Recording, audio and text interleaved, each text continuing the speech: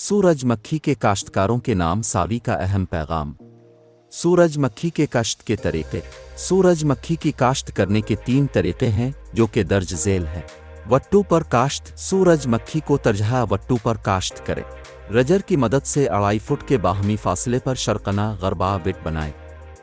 खेलियों में पहले पानी लगाएं और जहां तक वतर पहुंचे इससे थोड़ा ऊपर खुश्क मिट्टी में जुनूब की तरफ 19 इंच के फासले पर एक बीज लगाएं।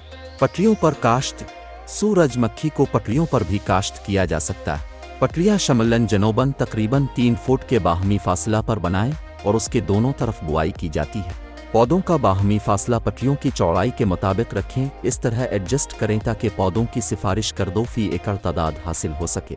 बजरिया डीरेल काश्त। सूरज मक्खी की काश्त बजरिया डीरेल भी की जा सकती है। कतारों का दरमियानी फासला 2.5 फुट रखें। बीज वतर हालत में काश्त करें और बीज की गहराई 2 इंच से ज़्यादा ना हो। मज़ीद मालूमात और रहनुमाई के लिए अभी नंबर पर राब्ता करें। काश्तकारी उमूर को बेहतर बनाने के लिए सावी ऐप को प्ले स्टोर से डाउनलोड करें।